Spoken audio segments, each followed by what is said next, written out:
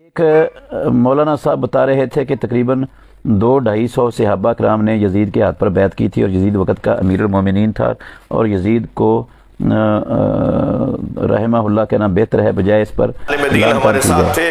بھئی درست ہے یہ بات کسی حد تک قدرت پر ہو رہی تھی، اور اللہ کی قدرت پر بہت اچھا وہ بولے، مگر کیا کریں کہ وہ آخر میں کچھ ایسا کہہ گئے کہ جس کے بعد میری بے چینی بڑھی، اور میں منتظر رہا کہ کب چراغ محفل میرے سامنے آئے۔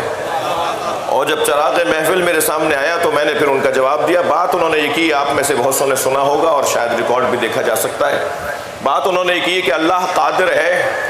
اب وہ جملہ نقل کفر نہ باشد، مجھے معاف کریں گے کچھ دیر کے لیے، انہوں نے کہا اللہ قادر ہے، اور جو قادر ہے وہ قادر ہے، وہ چاہے تو نقل کفر نہ باشد، وہ چاہے تو معاذ اللہ یزید کو جنت میں بھیج دے۔ تو اب میں بہرحال انتظار میں تھا، اور جب چراغ میرے سامنے آیا تو میں نے کہا جی مولانا نے اللہ کی قدرت کو تو بہت اچھا بیان کیا، مگر بھول گئے کہ اللہ عادل بھی ہے۔ حضرت احمد حنبل رحمہ اللہ سے پوچھا گیا کہ آپ اس سے محبت کرتے ہیں؟ کہتے ہیں کہ نہیں، اس سے محبت کوئی کرے گا۔ تو کہا کہ آپ اسے لعنت بھیجتے ہیں؟ کہا کب تم نے دیکھا ہے میں کسی پر لعنت بھیجتا ہوں؟ ٹھیک ہے بات، اس کے معاملے کو اللہ کے حوالے چھوڑ دی، اور اس کو بنیاد بنا کر کے ظاہر بات ہے معاملہ یہیں تک نہیں رکتا ہے۔ اگر اسے بنیاد بناتے ہیں برا بھلا کہنا، یعنی شرابی تھا، فاسق تھا، فاجر تھا، لونڈے باز تھا، نعوذ باللہ من ذالک، جو الفاظ زبان سے نہیں ادا کرنے لوگ کہتے ہیں، تو سوال یہ ہے کہ بڑے بڑے صحابہ کرام، حضرت عبداللہ ابن عباس، حضرت عبداللہ ابن عمر، حضرت عبداللہ ابن جعفر، ان لوگوں نے اس کے ہاتھ پر بیعت کیوں کی؟ محمد ابن الحنفیہ، اور اس کی تعریف کیوں کرتے رہے؟ ایک سوال ہے عقل میں آنے والی بات کہ اگر وہ ایسا ہوتا تو یہ لوگ اس کے ہاتھ پر بیعت کرتے؟ ایک سوچنے کی بات ہے، کرتے؟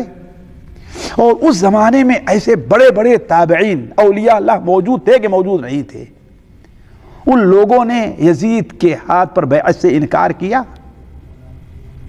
کبھی بغاوت کے بارے میں سوچا؟ ایک سوچنے کی بات ہے۔ اس سلسلے میں اگر کسی کو تفصیل چاہیے تو 1.5-2 گھنٹے کا جو میرا بیان نیٹ کے اوپر موجود ہے اسے سن لیں۔ تو نے دفاع کرنے کی کوشش کی، کھل کے آ، یزید کا دفاع کرنا ہے، پھر پورے دن کا مسلمان بن،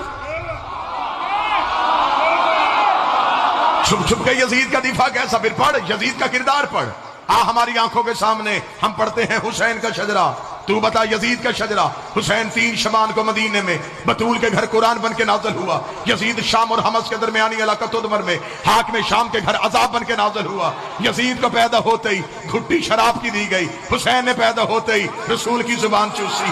یزید کا نانا بجدل عیسائی خاندان سے تھا، حسین کا نانا سید المرسلین ہاشمی خاندان سے تھا۔ یزید کی ماں میسون جس کے ناچ گانے کو پسند کر کے حاکم شام نے اس کے ساتھ نکاح کیا تھا، حسین کی ماں وہ زہرا تھی جو ایک لمحے کے لیے سجدے سے فراموش رہی، جس کے حیا کا نام قرآن تھا، جس کے نوکر کا نام جبرائیل تھا۔ یزید کا دادا ساری زندگی مخالفت رسول کرتا رہا، حسین کا دادا ابو طالب ساری زندگی حفاظت رسول کرتا رہا۔ یزید کی دادی ہندا جس نے رسول کے چچا حمزہ کا کلیجہ چبایا، حسین کی دادی فاطمہ بنت اسد جس کی قبر میں رسول لیٹا، جس کو کفن محمد کے کرتے کا ملا۔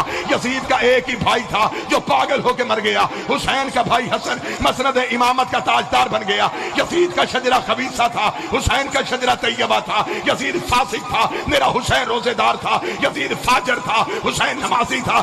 اس لیے 26 رجب کو ولید کے دربار میں کھڑے ہو کے حسین نے یہ جملہ کہا تھا، اور ولید لکھ یزید سے میں تیری بیعت کروں تو کروں کیسے؟ میرے بابے جیسا تیرا بابا نہیں، میرے دادے جیسا تیرا دادا نہیں، میری ماں جیسی تیری ماں نہیں، تجھ جیسا میں نہیں، مجھ جیسا تو نہیں۔ اپنے لاکھوں لے کے تو آ، اپنے 72 لے کے میں آتا ہوں، قیامت تک کے لیے ہر حلال زادے کو یہ کہنے پہ مجبور کر